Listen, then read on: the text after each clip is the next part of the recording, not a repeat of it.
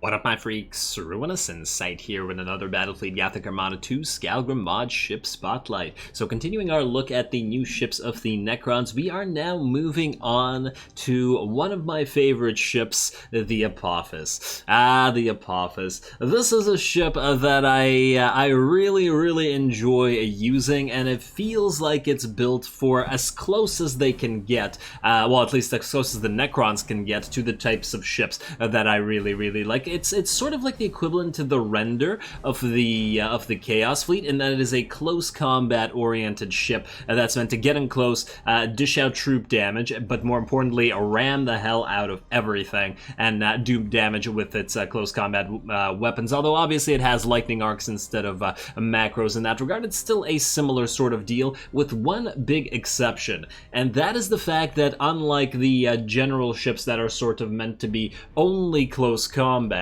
and do one thing well, the APOPHIS is a sort of hybrid by virtue of having a Hellfire beam, which makes it a sort of sniper close combat ship, in the fact that it can maintain distance and use a few Hellfire beams to destroy enemy high-value targets like admirals and titans and whatnot, and then move in and wreck face with its close combat abilities. Plus, you can fire the Hellfire beams up close as well and recharge them while you're in the debris field of the the enemies you destroyed in close combat. But it's just a really interesting idea of having a ship that can first snipe and then go into knife range. It's not really usual, I want to say. But anyway, let's take a look at this thing's stats here. So the APOPHIS is, I believe, the last of the Necron ships, or the bigger Necron ships, that possesses the immune to criticals trait. And this is absolutely critical for it to have. Otherwise, we'd have to be forced to get the Tesseract Crypt upgrade, in which case,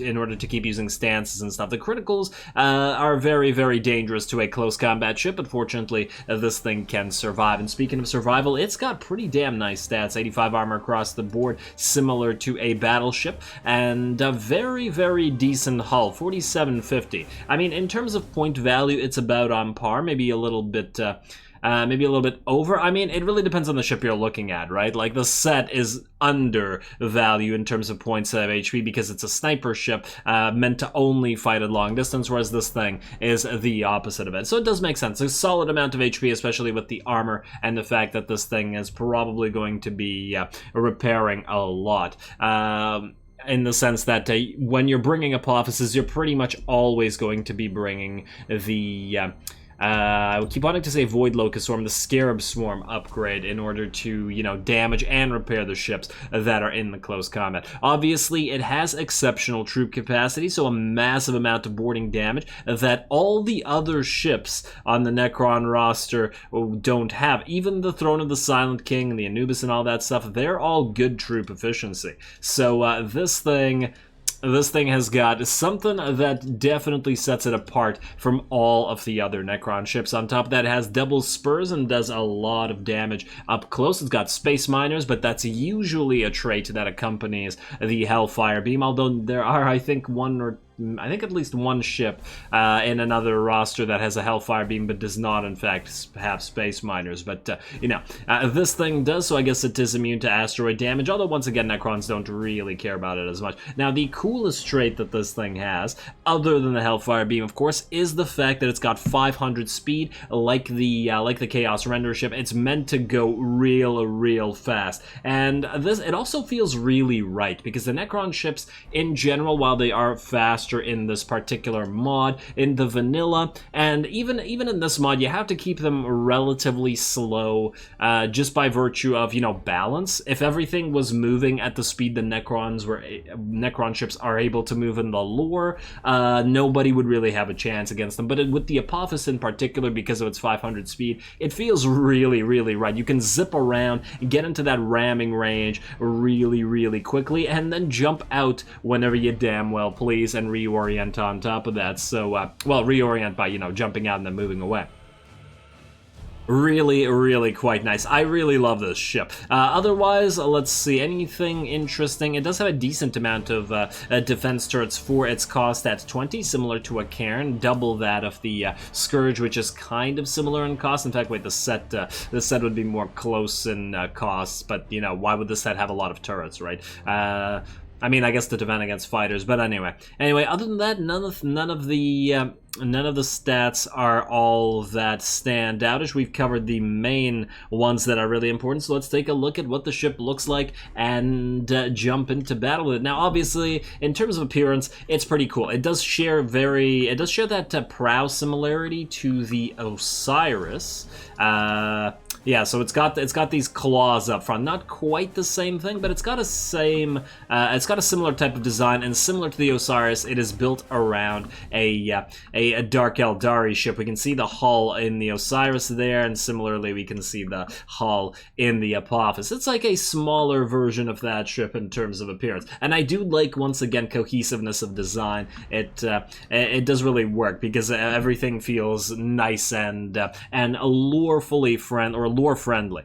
Yeah, so but the bad thing about the fact that it's built around a Dark Eldari hull, well, you guys will be able to spot it in a second. So you can see the hull color of the Charnavok.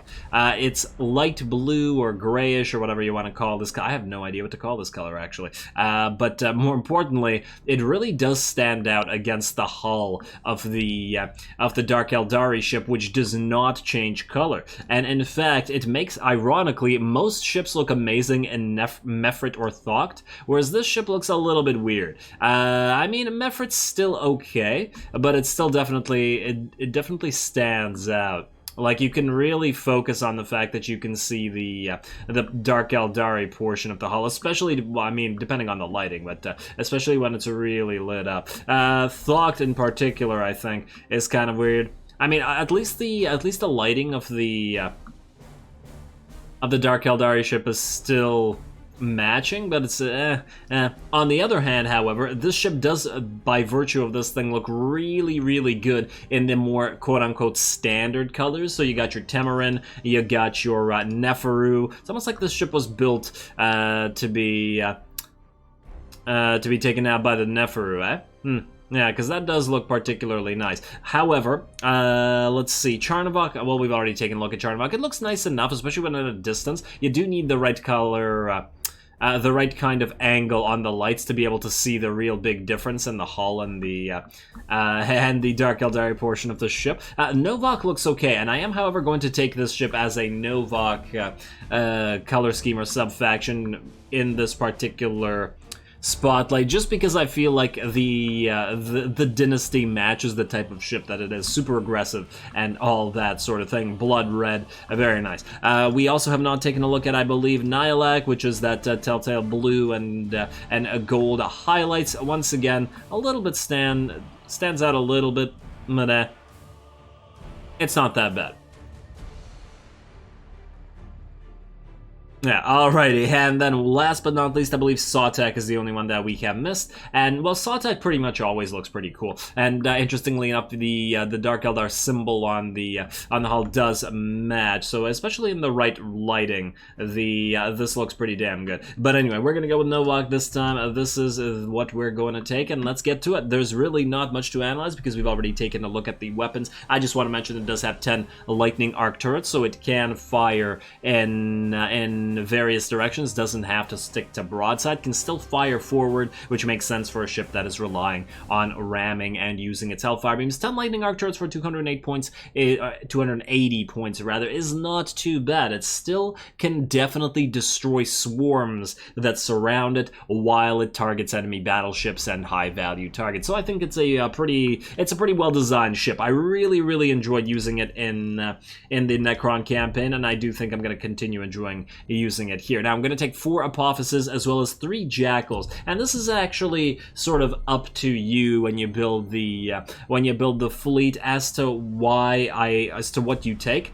And the reason I took Jackals was I decided I wanted the structural analyzer to increase the lightning arc's critical chances, but you gotta once again remember that the ship isn't going to rely too much on dishing out the damage with those lightning arcs. I thought just at the end of the day we might get a little bit more value out of it than that of residual absorption, but generally speaking, game, the ship does really, really lend itself well to residual absorption. Because it's so fast and it can get the hell out of any dangerous situation, you can go in, wreck a few faces, maybe use all your Hellfire beams, get a few rams in there, jump out, and then move all the way to the other side of the map, heal up via residual absorption and hull cauterization, and then move right back into battle, especially when combined with the Scarab Swarm. A lot of effective HP there. But I figure it's probably not necessary, and I wanted to try it with some Structural Analyzer, and hence we're bringing 3 Jackals to apply those marked targets and increase the damage. Same with this. I don't think you really need the Canoptech Probe for this, unless you want to identify, I suppose, the enemy targets that you're hitting with the Hellfire Beam, although you could launch some Doom Scythes to do that. There are obviously better options. Lightning Link might work. Mass Recall would also be a really good option for the ship, because once again, you could get across to the other side of the map, but I don't think it's needed in this time. Alrighty, it looks like Adeptus Mechanicus. You know what? That'll be our easy battle. Let's take out the Adeptus Mechanicus first, and then we'll take some harder enemies next time. Generally speaking, Imperial Navy, Adeptus Mechanicus, Tau. Well, actually, Tau, depending on the type of ship you're facing, can be very dangerous. But against this particular ship, would not be dangerous at all. And there we go. Ooh, with the background, these guys are looking real nice. Blending into the background there. Alrighty, so the first thing we obviously have to do is charge our Hellfire beams. So we are going to sit here for a few seconds just to get those fully charged. So let's get you guys here, and let's set you into... Oh, I forgot to talk about running silent. Yeah, so like the Apophis, once again, or like the Anubis, rather. No, not the Anubis, damn it. I keep confusing the ship's names. Oh, wait, was I calling the... was I calling the Osiris the Anubis before? Well, anyway, I hope I wasn't, but we have running silent on this thing too, so not only is it fast, but it can sneak up on you, which just makes it even more dangerous. Especially with the combination of the Hellfire beams, the rams, suddenly being surrounded by these ships, attacked, and then watching these things melt away with their 500 speed. It's a pretty devastating combination. Now, it seems like the enemy probably has a Mars-class carrier in there just by virtue of the fact that they sent out so many ships. We are going to give this some time, though, and you guys are going to... I mean, we're probably going to set Dispersion. Yeah, let's set Dispersion. Because we are going to go into the middle of the enemy fleet. Now, we are going to wait patiently for the first few seconds. Let the enemy approach us while we charge our Hellfire beams. I do want to set up a Canoptech Probe, let's say, out here so we can identify at least their escorts. And maybe even force them to attack our escorts. But we want to be able to keep these guys, or at least a couple of them around, to mark up the enemy. Alright, we're charged full in that Hellfire beam, so we could really move out here and attack an enemy if we find them, but we could also wait for them to come to us and maybe even partially charge a Hellfire beam some more. Also, another thing that I want to point out, and this is something Skalgrim pointed out when I was playing the Necron campaign, is that these ships are really fun when you set them to zero engagement mode and set them to auto engage. They can sort of do their own thing really quite well, which is quite nice. There we go, nice try, Eye of the Omnicide, nice try. Alright, I take it they're gonna move towards you. I don't see any Mars-class carrier, unless it's over there. Alright, oh, did they stasis themselves up? That's kind of hilarious. You know what? Wait a second. Alright, I just set these guys to running silent there. The enemy is following our little Jackal here, which is going to allow us to move. Oh, look at this cheating AI. It was trying to launch torps at us here. Oh, AI. Why must you cheat? And there goes that Jackal, unfortunately, but... we are in a good position. Oh, I think that might be a cetacean, yes. Let's identify the entire enemy fleet. Let's see what we're looking at here. And yeah, it is a cetacean. I was hoping for a Mars class, but that's alright. Not too many enemies, but we will still use our Hellfire beam to take you out. Not that we really need to. I also just want to quickly mention that a few of the other enemy... wait, let's switch you all to Dispersion, please. And you know what? Zero engagement, auto-engage, cancel order, do your thing. Another thing that I just wanted to point out was this particular ship can benefit very much from... it was an upgrade that it can benefit from improved Star Pulse Wave. It does have a Star Pulse Wave after all, and it can still dish out the damage. Oh, are you guys trapped or is it just slowed down? I think you're trapped. It's okay, we're gonna use that Scarab Swarm and we're gonna use Hellfire Beam. Oh, you're not ramming correctly, but you are. Look how fast that ship fell. Alrighty, you guys cancel your order and keep doing your thing, and you move out of the... Oh, you can't move. Oh well. That's fine, just keep killing that ship. Oh, he's gonna stasis bomb you? That's not gonna work out so well for you. Keep killing stuff. You. Yeah, there's a lot of little tiny ships here, which is... Wait, you guys can all go dispersion now. It was still on cooldown, I guess. There we go. Ram that, and ram that. I love watching them, the enemy ships melt. You're basically dead, so you can switch targets there. You, move out here. And you ram this. You get ready to ram that. Sometimes I feel like, just like the renders, these ships are a little bit too fast for their own good, in the sense that they sometimes overshoot the enemy, but just look how much damage they do when they get those rams in there. Love it. These ships are just so damn fun. And how are you doing? You're still alive. I think that this is the only ship that really got hurt, ironically. I probably shouldn't have sent the Admiral ship in first. That was definitely my bad. And we're not even boarding people. And we definitely should be. Here we go. Appear, Hellfire Beam, Ram, and dead. Oh man, you gotta love this ship. It's just so damn fun. Alrighty, and that was without adding any borders to the mix, because it really didn't feel like we needed to, and I wanted to play out with some, with those rams in there. And yeah, in this lighting you can clearly see that you can't really tell the different portion of the Dark Eldari hull, so it does look quite good. It really depends on the lighting. Once again, let's launch. Enemy Necrons. That's actually, you know what? That's actually an interesting battle. Let's do that. I like it.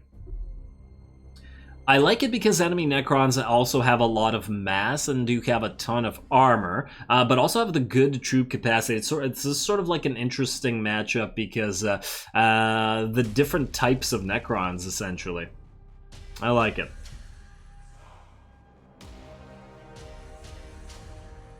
They have their good troop capacity, we have our exceptional, and we are ram focused, although to be fair, a lot of Eternal Will, although to be fair, a lot of Necron ships do have the ability to do more damage with them. Ooh, it looks like we only have one set of Hellfire Beams out there. Well, that's a little bit unfortunate. You guys are gonna run silent. You guys can start running silent, but you know where to go. Ready up, and get to it.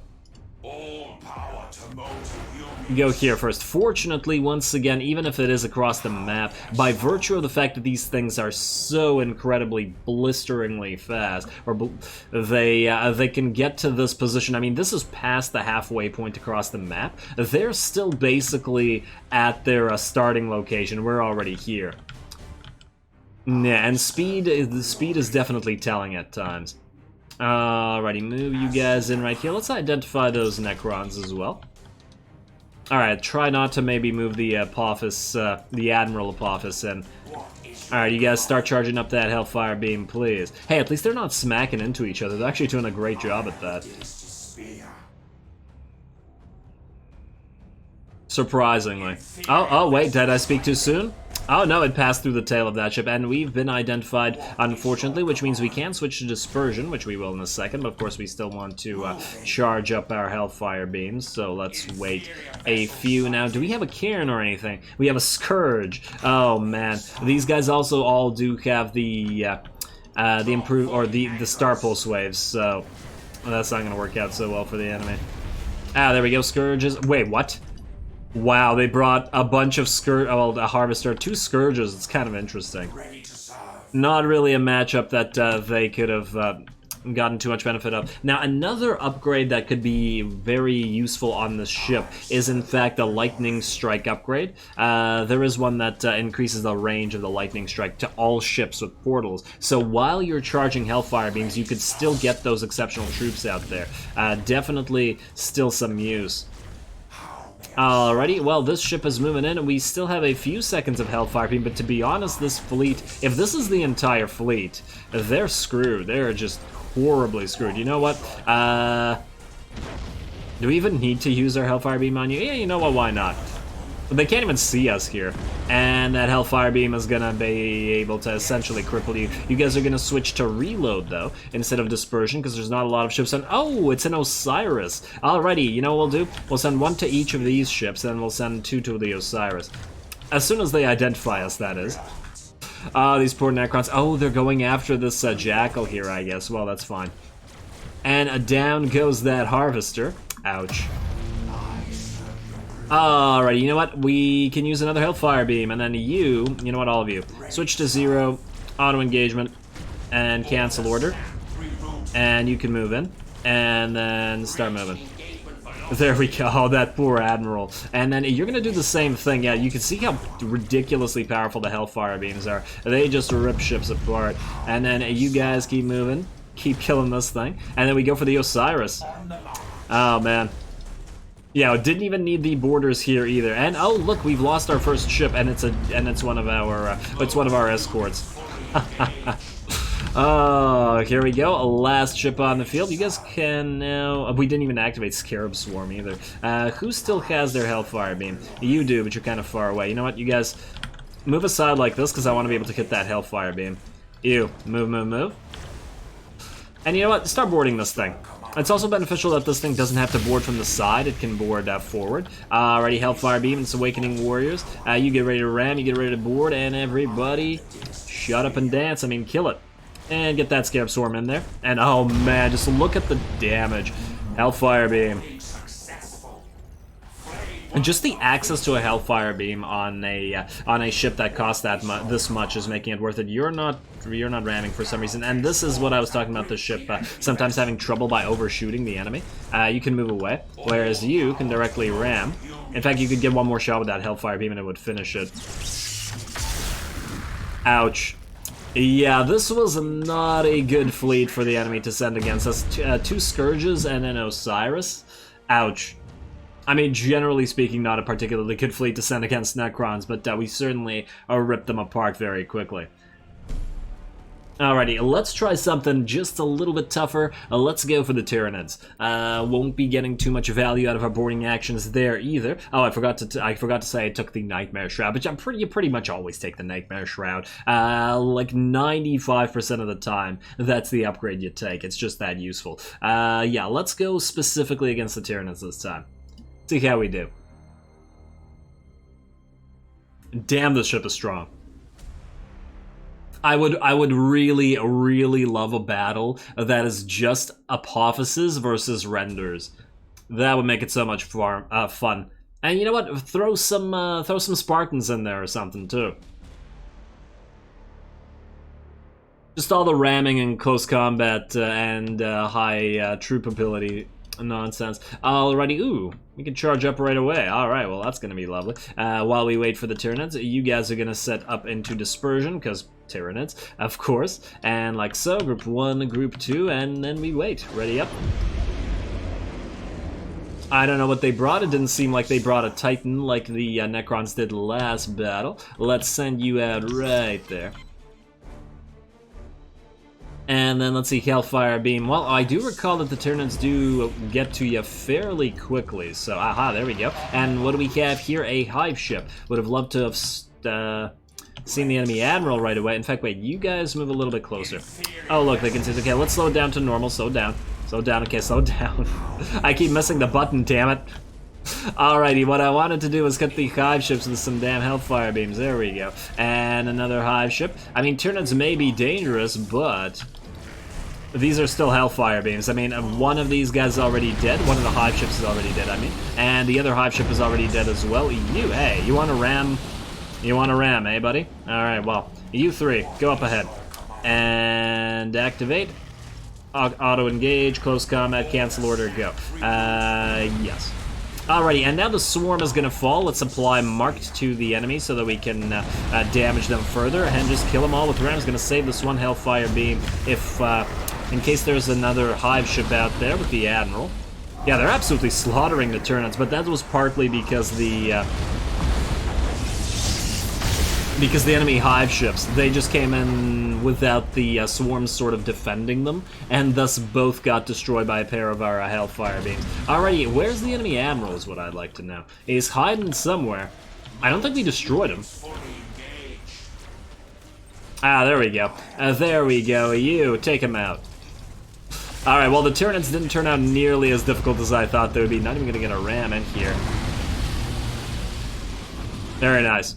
Very, very nice, and just like that. Alrighty, let's do one more battle. I'm actually kind of having a hard time figuring out who would be the most difficult fight for us. I mean, the Tyranids were easy. I would imagine even the Space Marines wouldn't prove too much of a difficulty just by virtue of the fact that they tend to have a few bigger ships, especially in the mod, and they just get ripped apart by a Hellfire beams. You can just see just how effective these things are against high-value targets. You know what? One more battle. Let's take it against the Orcs this time. Why the Orcs? Sure, we're good against swarmy stuff, but if the Orcs bring a lot of rocks, for example, something that has an insane amount of HP and does crazy amount of damage at close range would be really good. Now, granted, we could kite that and just kill it with Hellfire beams from a distance, regardless of what the Orcs do, and just laugh, but obviously we're not going to do that. I will never pass up an opportunity to ram the enemy. So, oh, that's a nice shot. Oh, are we gonna get solar eruptions here? If we get solar eruptions, that's going to be real bad for the Orcs. Wait, can you even get the random effects in this? I don't remember. You know what we'll do? You know what we'll do? We're going to just go at them. We're not going to charge up our Hellfire beams. I mean, we could in like here just charge up 2. But seeing how few of these things, let's just fight it out with the Orcs. Run silent. And then just suddenly appear and kill them. And what do we have here? It is a Bismarck. Alright, we'll say we send 2 to fight the Bismarck, 2 to fight everybody else. I think that's fair. And then let's identify those Orcs as well. And let's immediately also set you guys to 0 engagement distance, auto-engage, cancel order. Alright, let's also send you guys up. We also got to remember that the Jackals are a lot slower than the APOPHISes are. The Dirges, however, are also 500 speed, as I recall, but these guys are only 360, so these guys will overtake them. I do remember having the exact same issue when using the renders on the Chaos Fleet.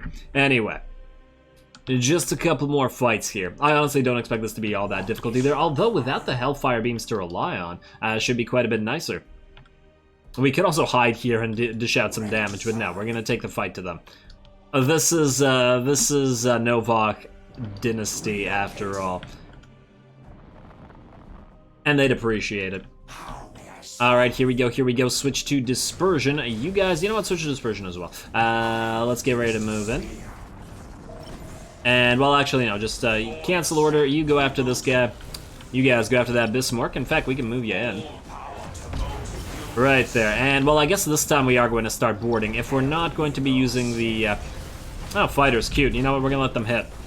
Give the Orcs as many chances as possible. In fact, I'm just gonna board the enemy, and I'm just gonna, oh, is that, okay, I'm not gonna let them hit us with torps, though.